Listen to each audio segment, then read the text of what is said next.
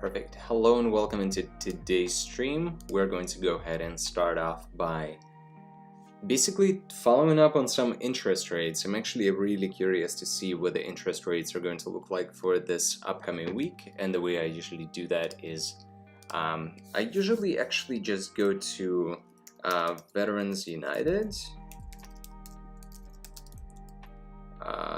And I usually check out their rates because they usually tend to offer pretty low rates.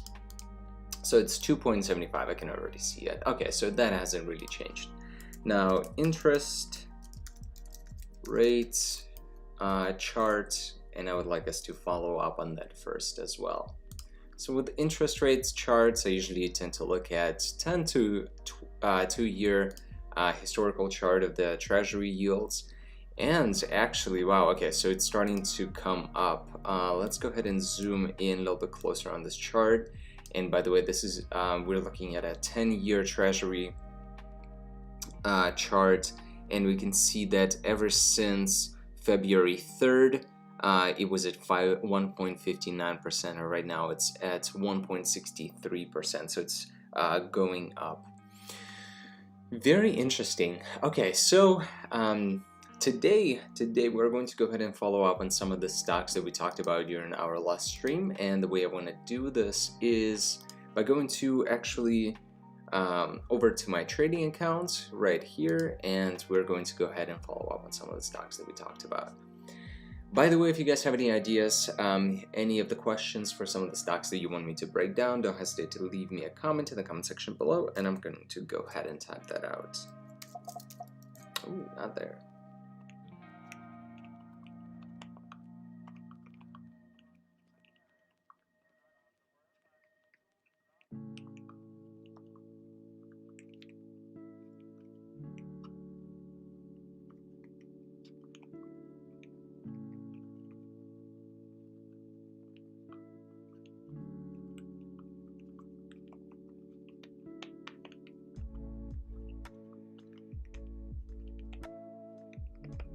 And there we go. Awesome.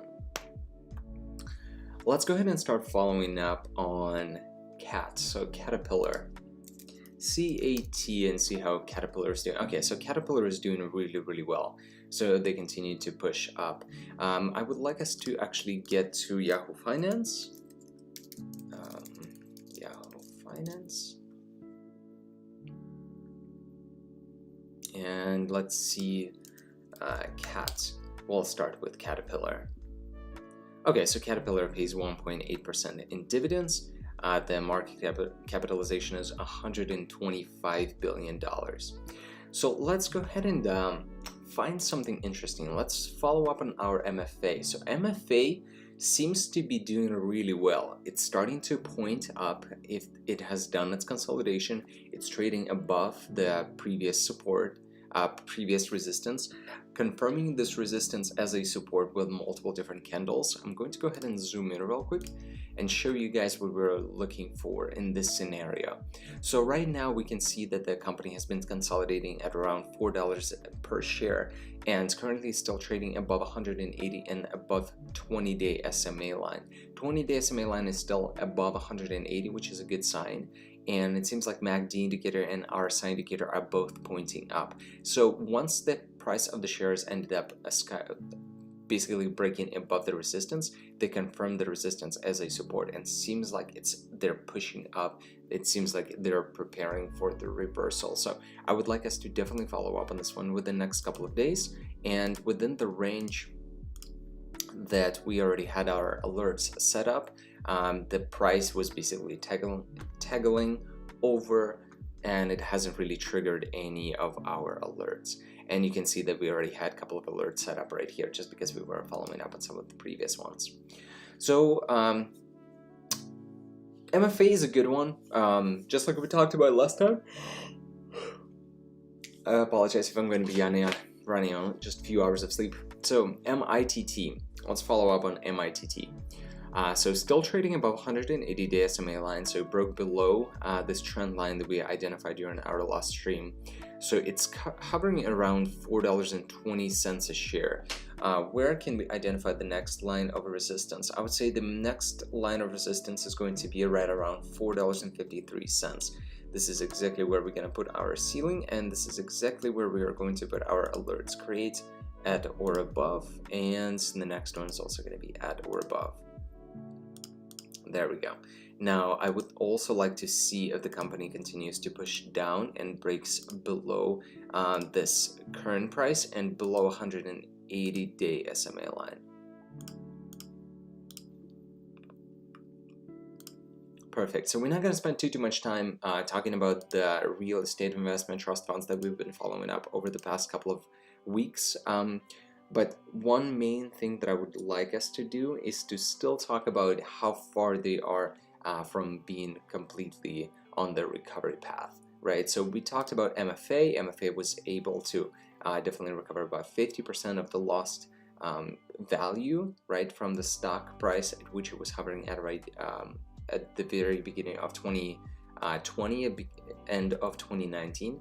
So it was about $7.76, currently trading at $4.16. MITT is one of those stocks that I think still offers a lot of potential for profit, and it's still hovering very, very low in comparison to where it used to trade before this. Also, if we look at Yahoo Finance, we're going to go ahead and find MITT, and we're going to see that MITT pays, very interesting, so MITT now pays 2.14% in dividends. So MITT actually used to pay about 5 to 10% in dividends, but currently is trading at at $4.20 a share and pays 2.14% in dividends. Let's check out NYMT.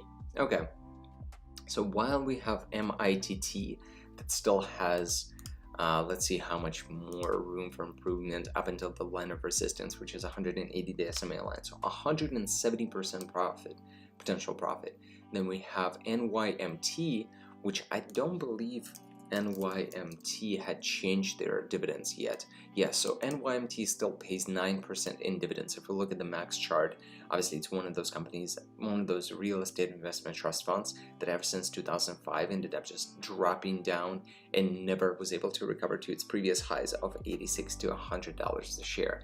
The lowest price at which it used to trade back in 2008 was at $2 a share, and ever since then it was able to recover and hover around $7 to $8 a share, dropping down to about $4 a share in 2016 and still hovering around $6 a share throughout the next couple of years. So right now we can see a lot of consolidation at the level of $2.5 a share and currently trading at $4.50 a share. So definitely has a lot, just some room for improvement, not a lot more room in comparison to MITT, but at least they still pay higher dividends and they are doing much better with their financials. So that's NYMT. We're not going to spend too much time talking about the ones that we've already talked about. So ARL, there's a reason why this one is in our list. So this company, we were expecting it to either continue to hover around this ascending triangle, or it's going to break below this level of support and it's going to continue to show us signs of a downward trend. And that's exactly what's happening right now. So the company is actually, it finally broke below the support, the trend line of the support, and it's continuing to make lower lows. We can see that it's going to be reporting their earnings on the 30th, which is, I believe it's Tuesday. It is on Tuesday, so this upcoming Tuesday it's going to be reporting earnings, and we're expecting to see a lot more volatility. What I would want to see is, I would want to follow up on this company and actually see you continue to push up, because there's absolutely, it is very likely, let's put it this way, from my perspective, and again, I'm not a financial advisor, to see a lot more room for improvement on this kind of a stock that has been confirming this line of a resistance as a resistance throughout the last couple of months. So I would definitely want to follow up on this. And ever since the beginning of the Rona situation, we had seen a tremendous drop, right, all the way down to about $7 a share, which is on average about 50% of value lost in the stock price. So DXD, we're not going to worry about that. This is DXD, I believe it's an ETF, inverse ETF to S&P 500, so we don't have to worry about this one. It just continues to go down as S&P 500 and index funds like VOO are continuing to push up. So GoPro is still pushing up. Good for them. I think it broke through all of the lines of, all of the alerts that we ended up sending out for this company. And we're just going to follow up on this one with the next couple of days. It's way on the overvalued side. I don't see much reason why I would want to invest into this one. On another side, we can see CIM. Okay, so this one is getting a little bit more exciting for me. I can see that the company, okay, I'm gonna zoom in real quick and look at a 1-year chart. We can see this sort of a cup and handle formation where the company had confirmed this line of a resistance as a resistance, and it was able to confirm 20-day SMA line as a support, and it seems like it's pushing up. We have the RSI indicators that is still not on the overbought side per se, and we also can see the MACD indicator is pretty much consolidating right now. As long as the price is continuing to hover above 20-day SMA line, I'm going to be pretty bullish on this one. I also love the fact that the 180-day SMA line has been confirming this trend line that we drew a while back as a line of support. We can also see that the next major support is going to be at this level, which is $12 a share. Right now the company is at 12.87, which is about 6% down. If we zoom out, actually, let's go ahead and zoom out at a 3-year chart, right? So the company used to trade at $22 a share. The profit margin up until the next major resistance, which is going to be about 20% higher, or the next one is going to be 33% higher, is still showing us a decent profit margin. So what I would want to do, again, we already have our alert set up, is I would want to follow up on this one. I do like the setup. Does it look like it's on the overbought side? I would want to be a devil's advocate on this one, and I would want to say that I would want it to come down by maybe about 10 to 20% closer to this $11 per share valuation, and then confirm this level of a price trend as a support, and then continue to push up before I buy into it and take a bigger position on the stock.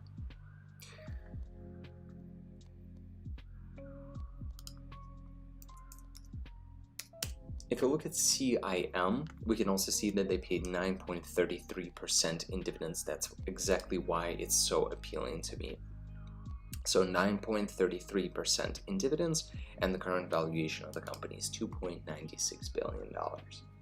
So a good one for us to keep on our radar, and we are going to go ahead and move on to the next one, which is KMI.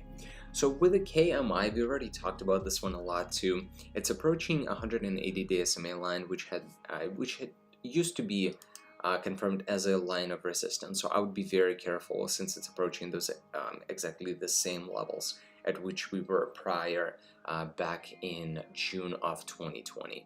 So again, a lot more room for improvement, but we're getting very close to 180-day SMA line, and there's a lot of uncertainty on the markets right now. So long term, I think it would make sense to wait for just a couple of months for this price to actually go down or consolidate or hover around a certain price level, and confirm that as a solid ground before investing into anything that is still trading below 180-day SMA line. So that's just my perspective, and I'm still going to be following up on this one. I would want to know whether the company is actually whether the stock is actually going to be bullish or not. And also, one thing that I would want us to do is I would want us to actually go ahead and check on I just had it in my mind. Okay, so Australian stock market.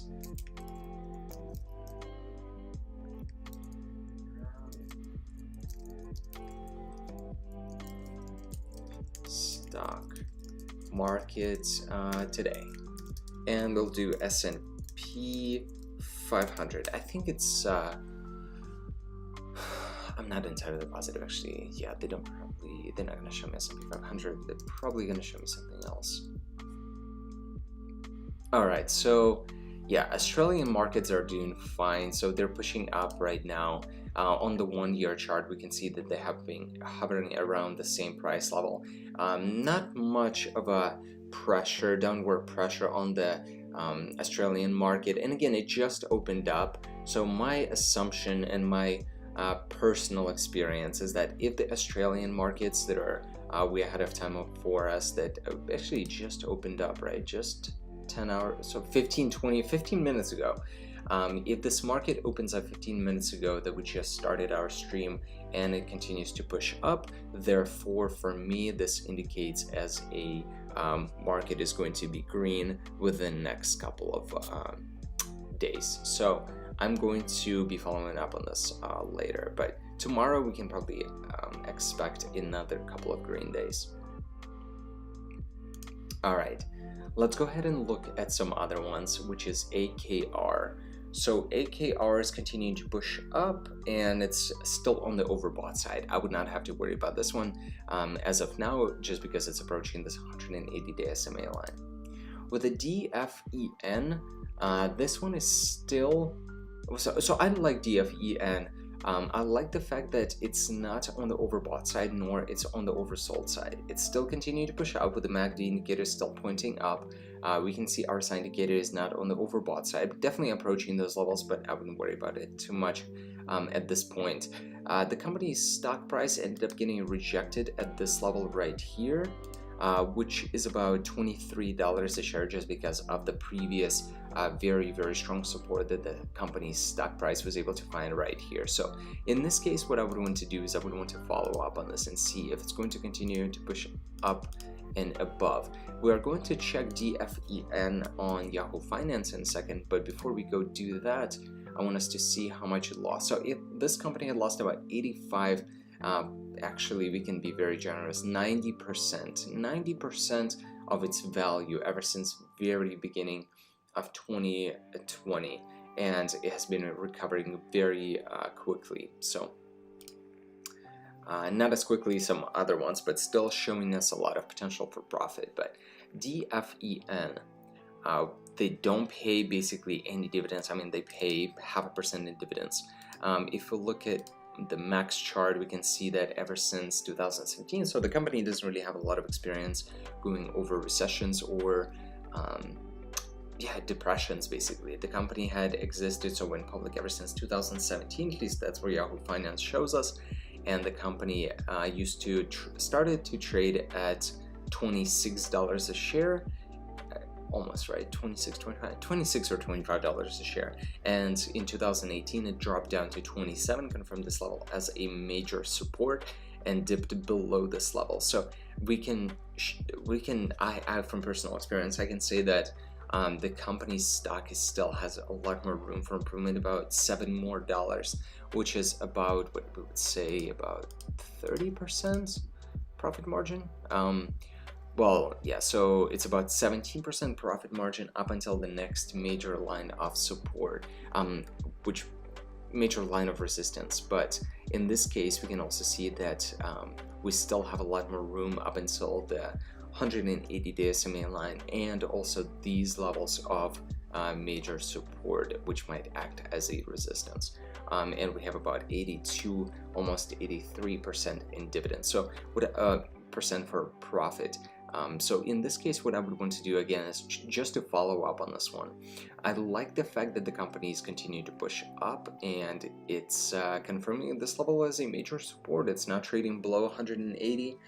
It's not trading below 20-day, but it's still below 180-day SMA line. I wouldn't worry about 180-day SMA line on this case, just because the company hadn't existed for long enough for the actual 180 SMA to populate for long enough, and for us to weigh the price levels from this particular graph. But DFEN is definitely going to be on our radar. If we look at, I don't know why we have dust on this one. We probably need to remove this one. I'm not very interested in this one. Okay, so US Steel Corporation. So this one is just continuing to push up. I like the fact that it ended up breaking above 180-day SMA line. It's trading with this golden cross, which is what I call when 20-day SMA line crosses 180-day SMA line, and we can see it right here. So the company continues to make higher highs, and I love the fact that it had confirmed this level of about $16.40 a share as its support, and now currently pushing up. So right now we're going to also go ahead and set up more of these alerts. What I would want to be on the lookout for is I would want to make sure that the company doesn't actually get rejected at this level before taking any other positions of this company's stock.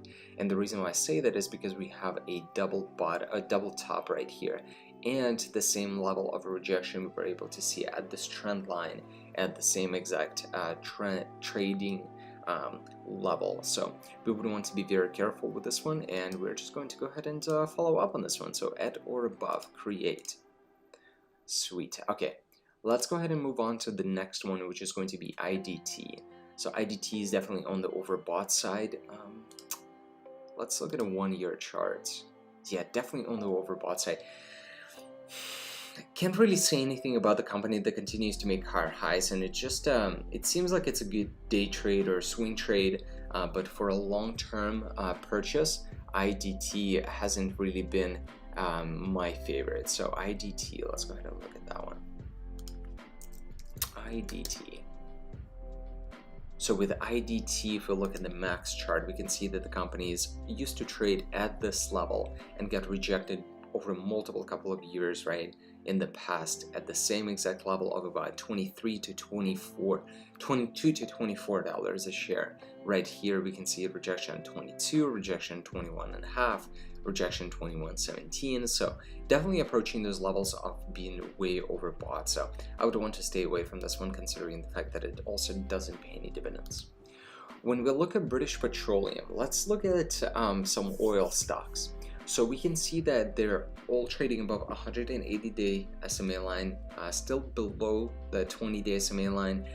But in this specific case, BP was able to confirm this level of a price, which is about $24.44 as a support, and it started making higher highs. So in this case, I would want to make sure that it doesn't get rejected by the next major resistance, which we had already identified over the past couple of streams, which is going to be at about $26 a share, just a little bit above that.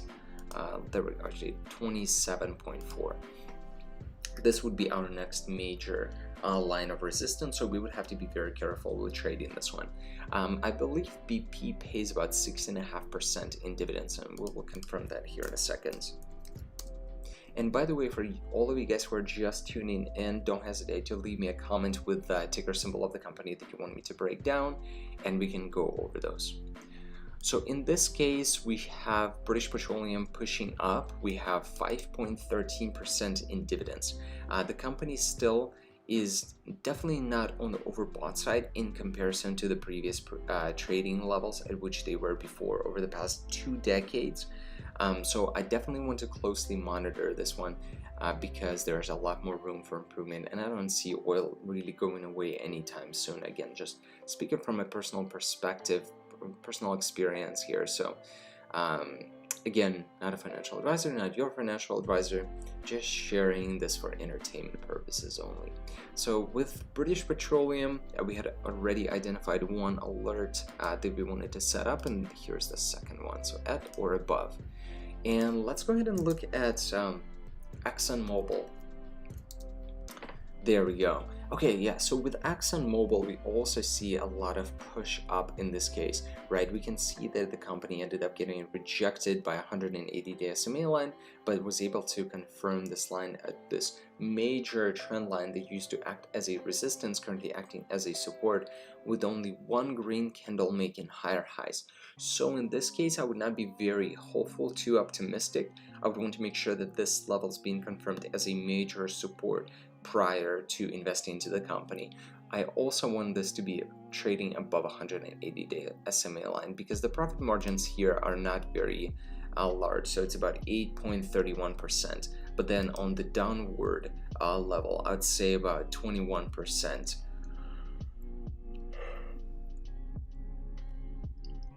I apologize, 21% downward pressure. But so earnings report is coming out on the 30th, which is next Tuesday as well. So we'll have to be on the lookout for that. Let's go ahead and check out something else. So we talked about BP, we talked about ExxonMobil. Oh, we want to check out and see how much ExxonMobil pays in dividends. So with ExxonMobil, they pay 6%, so 6.03% in dividends. And looking at the 5-year chart, we can see that it's approaching those levels of major resistance, right? That used to be confirmed as a support. But if you're investing into something long-term, would that 6% in dividends help you out much? I would say yes. The dividends that the company pays, especially if you're reinvesting into that same exact company, it's just they're extremely powerful. So gotta be on the lookout for that.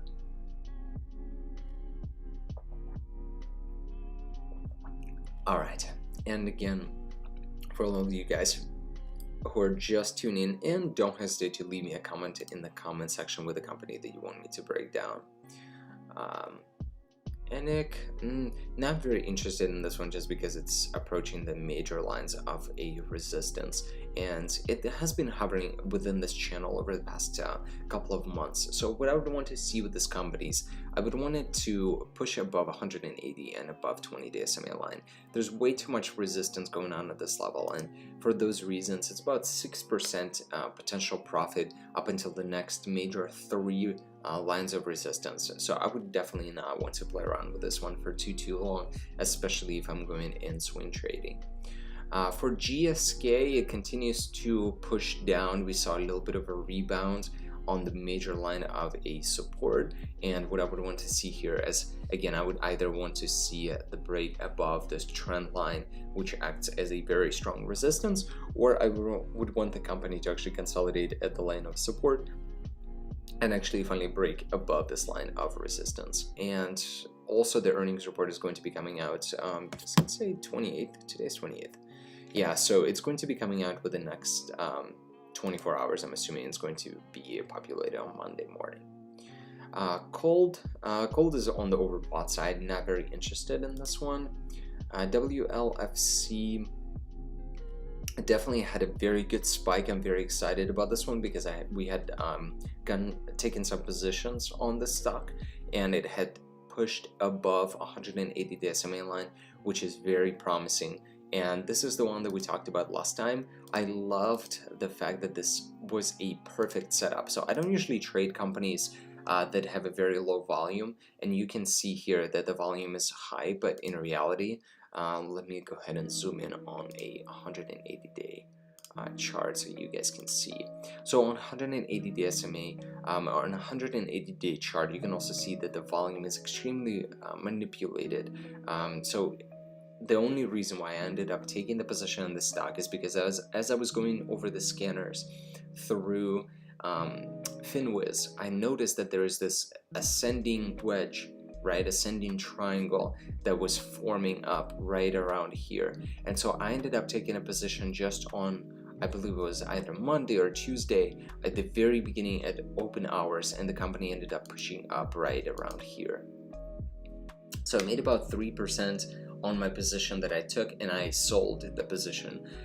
It was only about $240 profit, but I was very happy about it because I haven't day traded for a while now. So it's probably been about a year since I day traded, and now I'm either long-term swing trading or just long-term hold of a position, and or for just a major swing for a couple of months, right? For major, I mean by the technical analysis. And in this case, I was just like, that is a perfect setup. I'm very ecstatic about it. So I ended up taking the position, and it ended up skyrocketing, of course, after I sold, because it confirmed this as a support and I didn't want to miss out on the profit. So I ended up selling my position right around 37.15, and the following day it ended up going up by 20% more. So that could have been about $2,000 more profit. But hey, can't win all the time, but definitely use this as an example for myself and hopefully for you guys to show you that, hey, if you have a certain strategy in mind, if you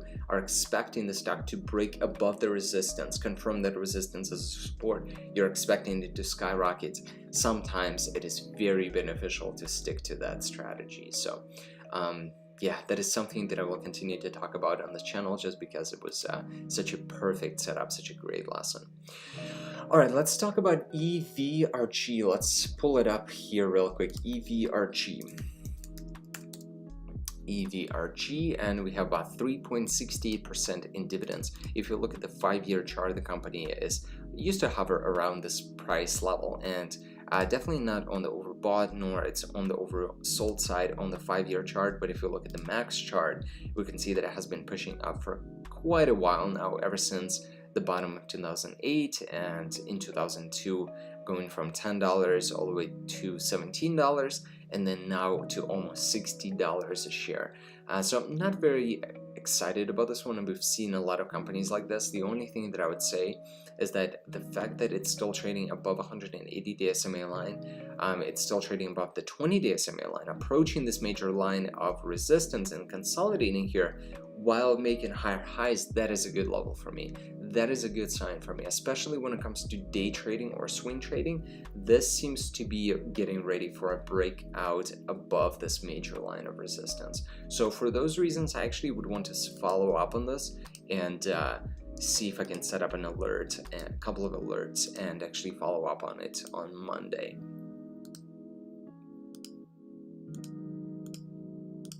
At or below, and there we go, at or below. Perfect.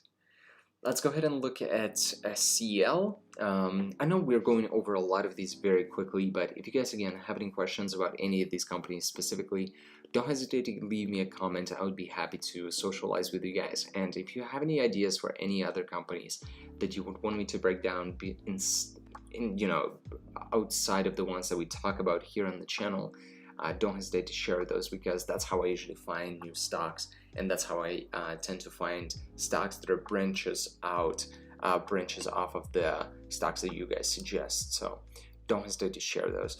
So again, we're not going to spend too much time on /CL. Let's look at SO.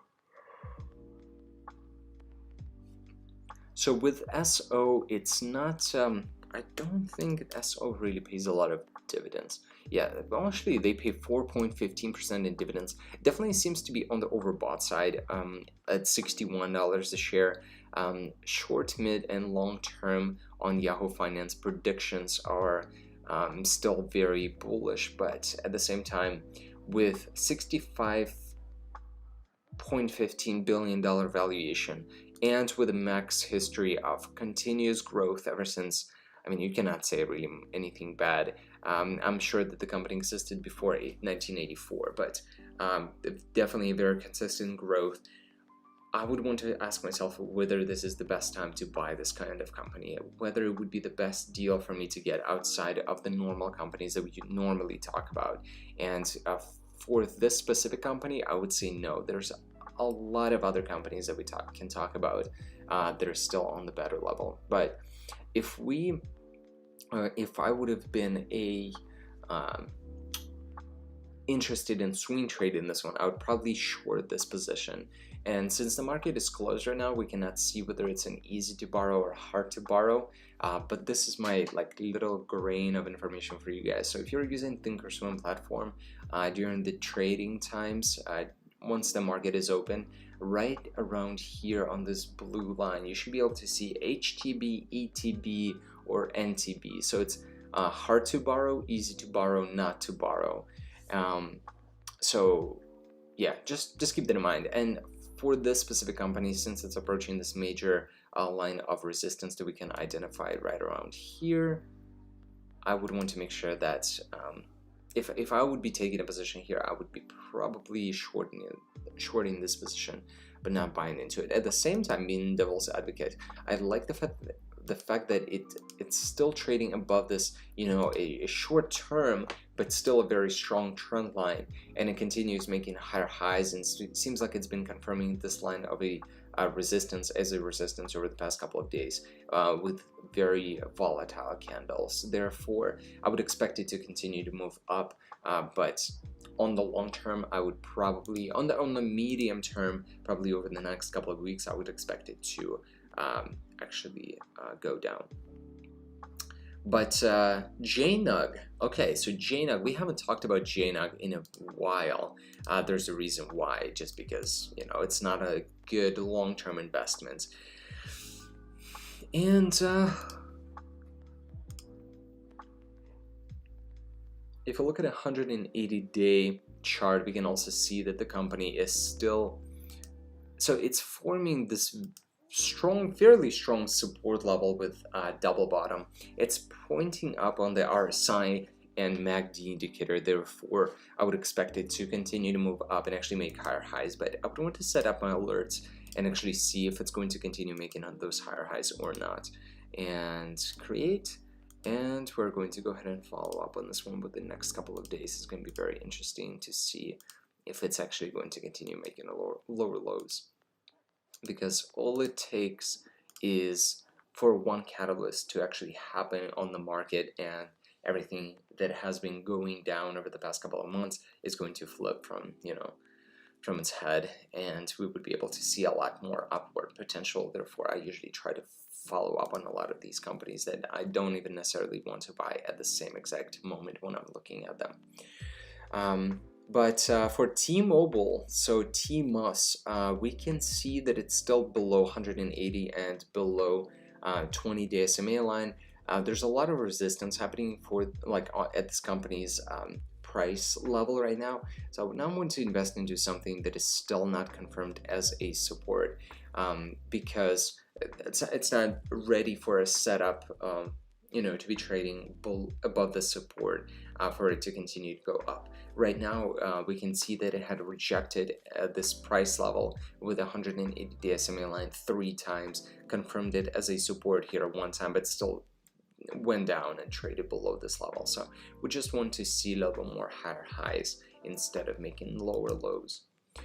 With Alibaba, okay, so Alibaba on the long term, I still think that they are doing very, very well, and I think that they are going to continue to make lots and lots of money for all of their investors and just the company management itself in general, and for all of the vendors that are out there. So Alibaba, they basically, it's a Chinese company. It's just like Amazon, except they combine vendors with buyers. They don't necessarily have warehouses like Amazon does. They have slightly different, actually very different business model, but at the same time they are basically providing so many goods for so many different services, businesses, customers all around the world, and the company's shares are valued at $227 right now. So I am personally investing into this company just because I'm waiting for the stock split that has been promised to us ever since the beginning of 2019. So I'm investing into it, and I'm just going to hold on to these shares no matter how far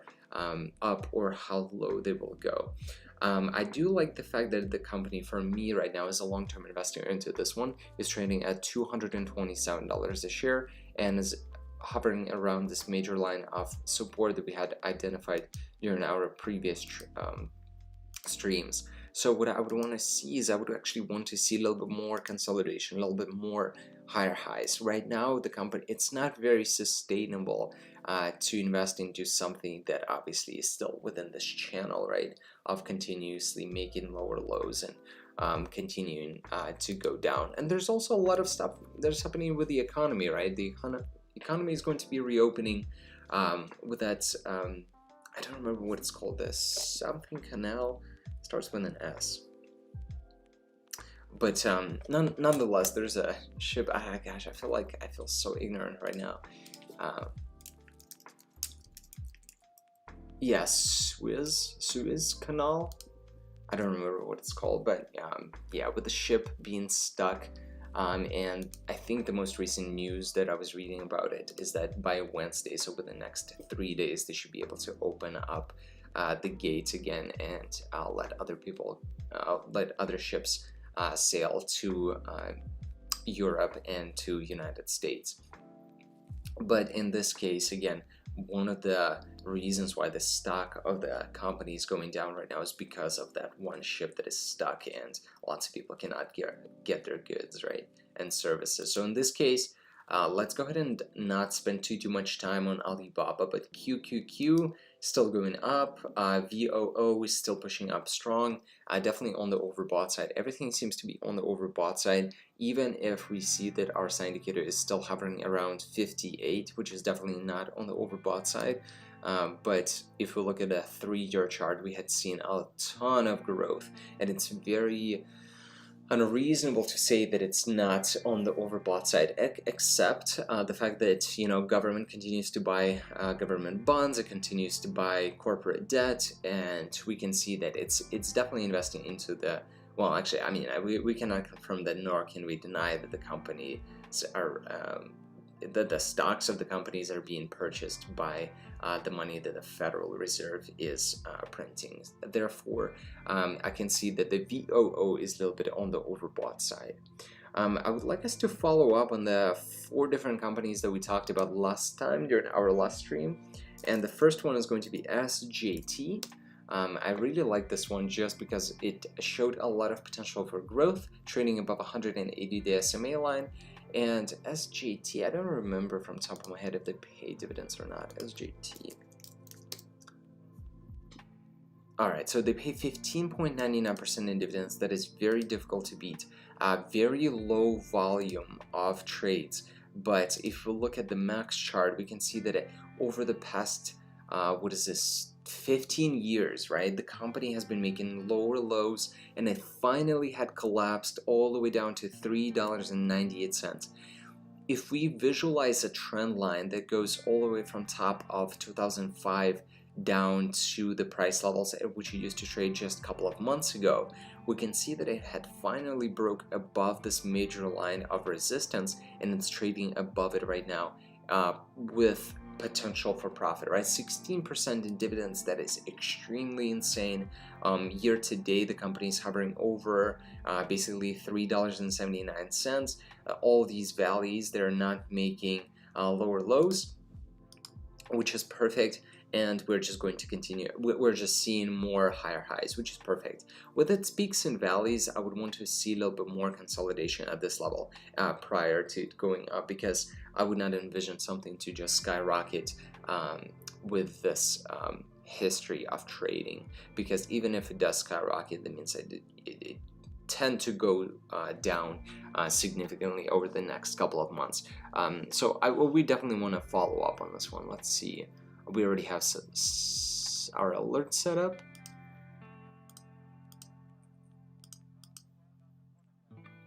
Perfect. And let's go ahead and follow up on the next one, which is going to be SBR. And we talked about this one as well. Awesome. So with SBR, this one had also lost a lot of money at the very beginning of 2020.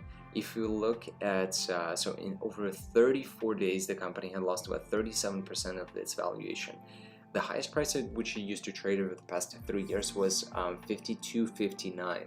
Right now, it's still following this very strong trend line that acts as a support. And if we zoom in, we're probably going to see earnings report that is coming out on Monday. There we go. Yes. So not a lot of volume, but at the same time, we can also see very common patterns, right? So this seems to be like a very good recovery, very good confirmation of a support. So for those reasons, I would want to definitely follow up on this company. I like the fact that it's continuing to recover, but at the same time, I'm not very, enthusiastic about buying it at this moment, just because it's still within this channel of a major resistance. We can also adjust this line and move it up just a little bit, and it's still going to be a major line of resistance. So I would want to see a little bit more higher highs, our SI indicator to start pointing up a little bit more, and MACD indicator is actually, once it continues to point up a little bit more, I would want to see that change within the next couple of days.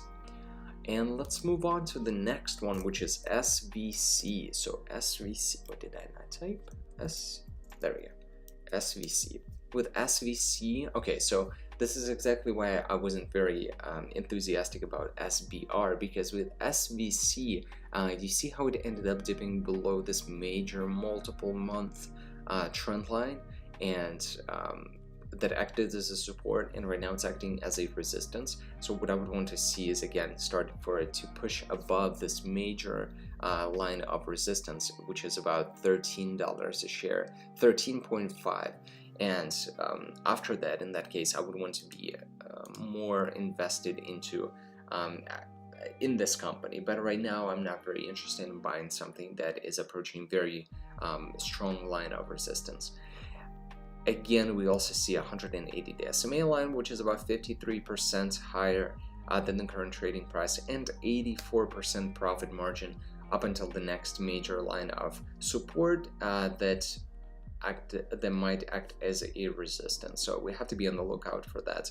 And I believe we already have our alert set up for the bullish pattern. There we go. So at or above, and we're going to follow up on this one as well within the next couple of days, at or below.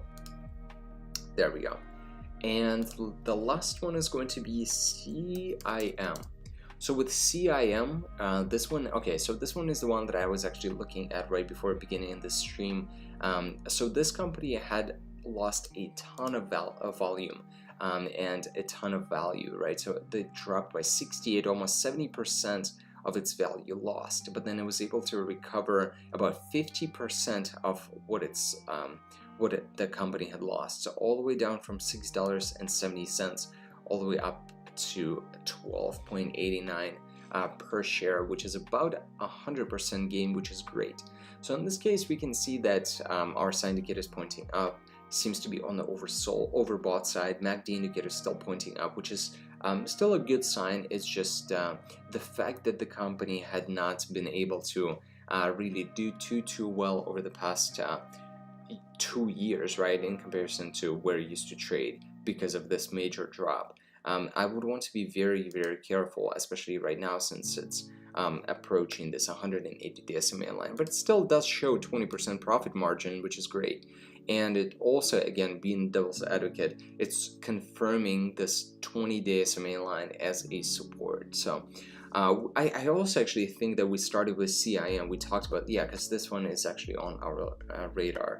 And nothing new to say. I would want to make sure that I see a little bit more of this cup and handle formation, a little bit more confirmation. In the ideal world, I would want it to go down to about $11 a share, confirm that level as a support, and then investing into it for better profit margins.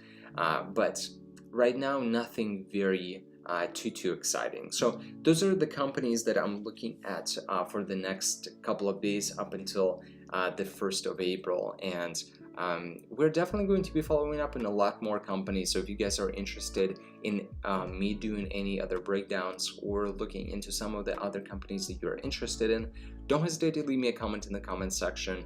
Don't hesitate to subscribe to the channel. I would greatly appreciate that. We have our Discord chat as well that we're going to talk about our new investments and ideas and stuff like that. So if you want to join and become part of that team, don't hesitate to share that link with your friends, family, and join us, and we'll talk some more in the future. So until then, good luck with your investments, good luck with your trades, and I will see you guys later.